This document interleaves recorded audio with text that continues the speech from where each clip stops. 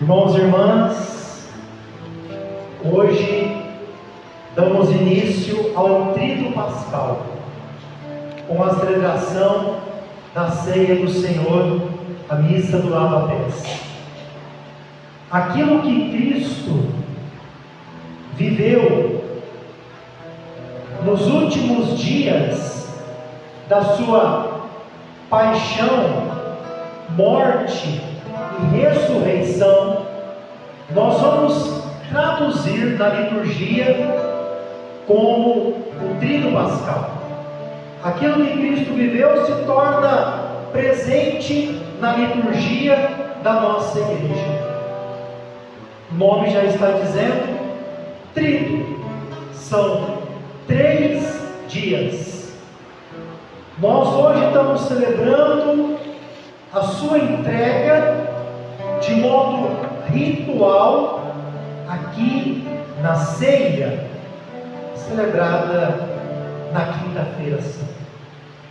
Essa ceia que, como diz a segunda leitura, que nós devemos repetir até que Ele venha, fazer isto em memória de mim. E fisicamente, nós vamos celebrar a sua entrega na cruz. A entrega ritualmente na ceia e fisicamente na cruz. O primeiro dia do Tríduo Pascal é a Quinta-feira Santa, onde Ele se entregou por nós, se fez servo lavando os pés, mas se fez servo também até a morte. É um servo total. Não há maior prova de amor na missa de hoje do que Cristo dar a vida pelos seus amigos. E esse primeiro dia, portanto, é a quinta-feira e também é a sexta-feira santa. Essas duas entregas, na ceia e na cruz. O segundo dia é o sábado santo. Hoje, a liturgia volta-se a revestir de branco. É permitido algumas flores, mas não como a vigília pascal. Toca-se o sino glória, depois entramos num profundo silêncio. Não se toca mais o sino até a vigília pascal. O que deveria se tocar, se nós tivéssemos depois, por ser de madeira, seria a matraca, não mais o sino. O segundo dia é esse dia, é o sábado santo. Na sexta-feira santa e o início do sábado é o único dia do ano que não tem missa. Nós estamos em vigília. Cristo desceu à mansão dos mortos. Há um profundo silêncio. Portanto, a partir de hoje, daqui a pouco no final da missa, o altar vai ser desnudado, tirado a toalha. Não vai ter nenhuma flor da igreja. As imagens já estão veladas. Hoje nós vamos consagrar um número de hóstias de Eucaristia muito maior, porque essas hóstias consagradas serão distribuídas amanhã, na celebração das 3 horas da tarde, a celebração da paixão do Senhor, da Santa Cruz. Portanto, a sexta-feira santa e o sábado deve ser um dia de silêncio. Evitemos nesses dias o palavrão, o falar alto, o som ligado muito alto. Nós estamos em vigília com Cristo. O segundo dia, esse sábado silencioso. É o dia que Cristo, que foi traído entrou na morte. Cristo entrou na morte. Por isso não diga que é sábado de aleluia, é sábado santo. Algumas liturgias estavam celebrando esse sábado num período mais cedo, por isso se falava de aleluia. O sábado santo, depois da vigília pascal, que vai ser o terceiro dia, ele tem que ser celebrado após o pôr do sol. Quanto mais tarde, melhor. É o terceiro dia de trigo. O domingo de Páscoa, a vigília pascal. Lá nós vamos celebrar que Cristo venceu a morte, ressuscitou. É esse trido pascal que nós vamos aqui celebrar esses 3 dias, que dá sentido à nossa fé. Não há quaresma se não culminar nessa liturgia do trido pascal. Não há catequese se não se culminar no trido pascal. Não há vida de igreja de um verdadeiro cristão se não celebrar o trido pascal. A quaresma é para ajudar a gente a chegar neste momento. Olhemos um pouquinho para as leituras de hoje. A primeira é a Páscoa dos judeus. É a Páscoa do Êxodo. Eles têm que fazer ela muito rápida, têm que comer depressa, fazer com pão ázimo. Mas aqui eu quero lembrar, o Senhor Deus está falando com Moisés e Arão lá no Egito, e ele explica como devem ser os preparativos. No 10º dia desse mês, cada família deve tomar um cordeiro. O cordeiro será sem defeito, macho de 1 ano. Cristo é o cordeiro sem defeito. Cristo é o cordeiro sem pecado, mas ele quis se fazer defeito por nós. Ele permitiu que o seu corpo fosse imolado, chagado, crucificado por nós. O cordeiro era um animal que era sacrificado ritualmente.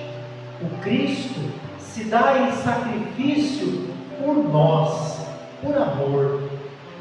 Diz ainda a primeira leitura: tomareis um pouco do seu sangue e untareis os marcos e a travessa da porta das casas em que comerdes a ceia. Esse sangue que vai marcar as portas é para proteger essas casas da praga do mal. O sangue de Cristo, infinitamente maior do que esse sangue que vai marcar as casas. O sangue de Cristo te salva. O sangue de Cristo te lava de todo pecado. A segunda leitura de hoje é a carta aos Coríntios.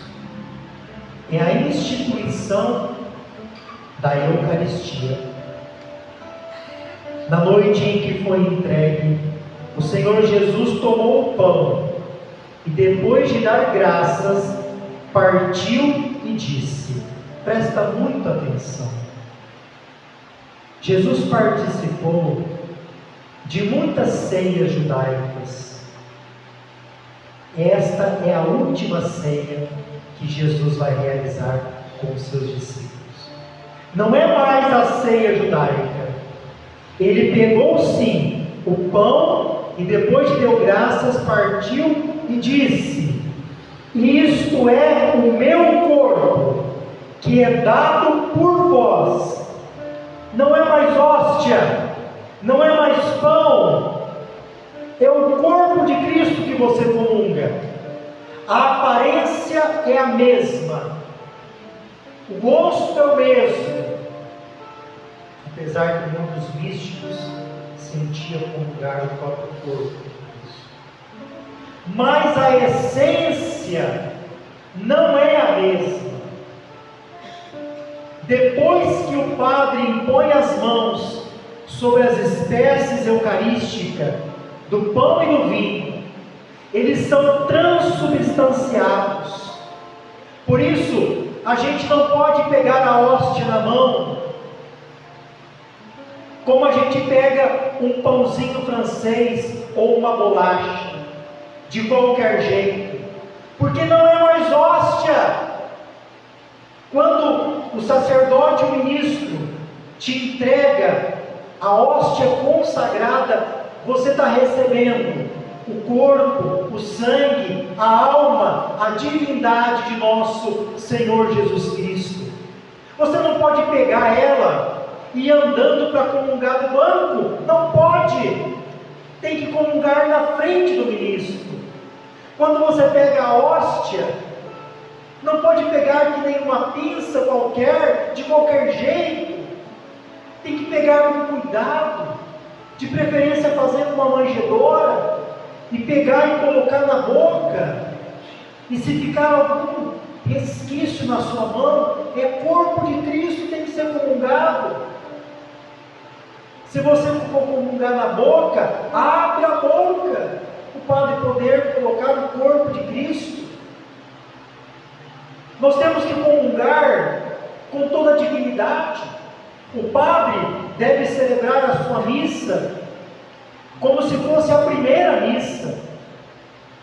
O padre deve celebrar a missa como se fosse a sua última missa. O padre deve celebrar a missa como se fosse a única missa. E você deve comungar a hóstia consagrada, o corpo e sangue de Cristo, como se fosse a sua primeira comunhão. A sua primeira comunhão. A sua última comunhão. Você não sabe se hoje vai ser a sua última comunhão. A sua única comunhão. Diz ainda: fazer isto em memória de mim. Vai repetir por 2 vezes. Do mesmo modo, depois da ceia, tomou também o cálice e disse: esse cálice, a nova aliança, em meu sangue. É o sangue de Cristo. Fazer isto em memória de mim. É um mandato. É para celebrar a missa até que Ele venha. Então, meu irmão católico de verdade, acorda para a vida.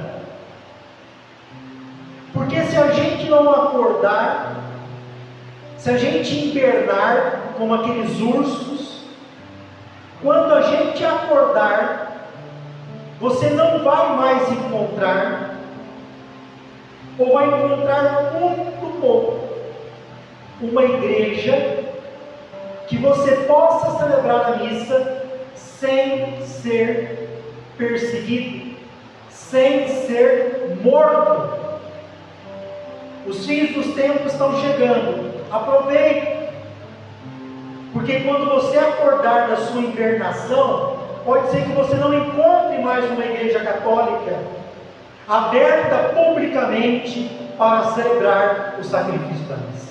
Não está longe desse dia chegar. Tem países que a missa só é celebrada às escondidas, como nas catacumbas dos primeiros cristãos.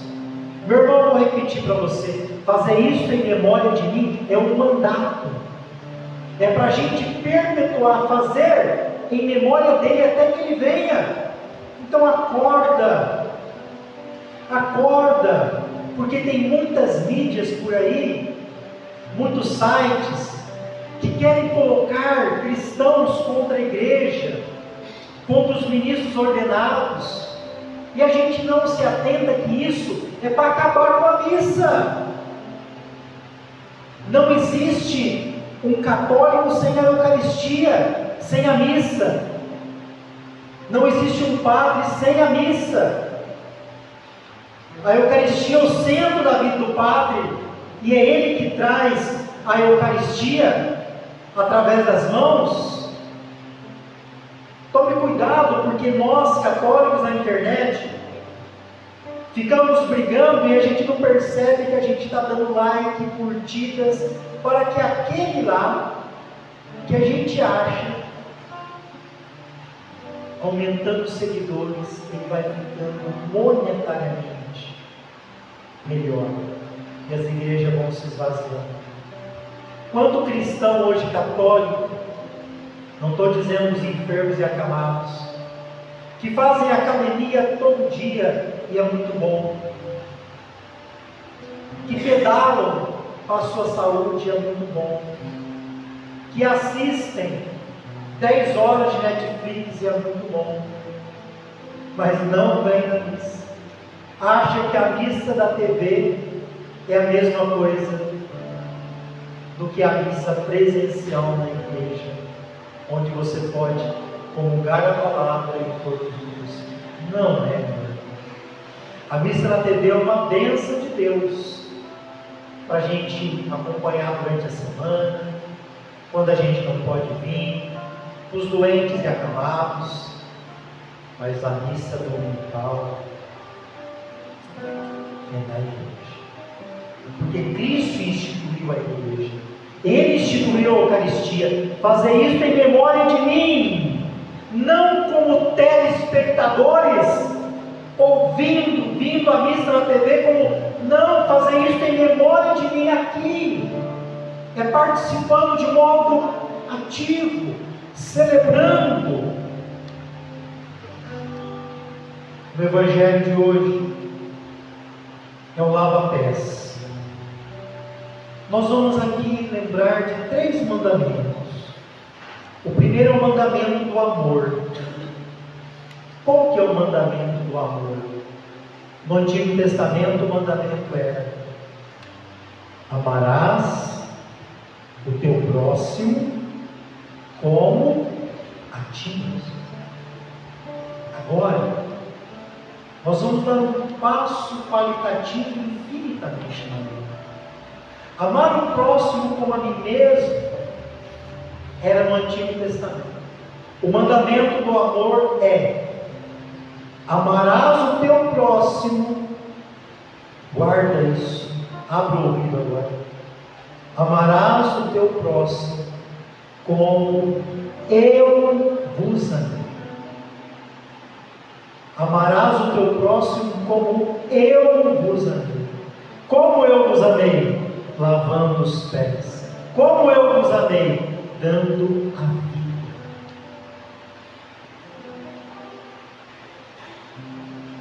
Este é o mandamento do amor. O outro mandamento é o sacramento do amor, que é a Eucaristia. Na última ceia, Jesus celebrou a Eucaristia, e é também o sacramento ministerial. É aqui também que Jesus, ao instituir a Eucaristia, institui o sacerdócio católico. Através dos 12 apóstolos, permita traduzir de uma maneira muito simplória, a partir dos primeiros 12 padres da igreja, vai se perpetuar, através do rito da ordenação, o sacerdócio católico e a Eucaristia. Por isso, quando há perseguição, voltando àquela minha fala, que é para acabar com os padres, seja esperto, porque onde não tem padre, não tem Eucaristia. Onde não tem padre para perdoar os pecados, eu não me aproximo da Eucaristia. Seja um pouco mais inteligente, senão vão acabar com a igreja e com os padres, e é por nós, é por prejuízo da nossa alma.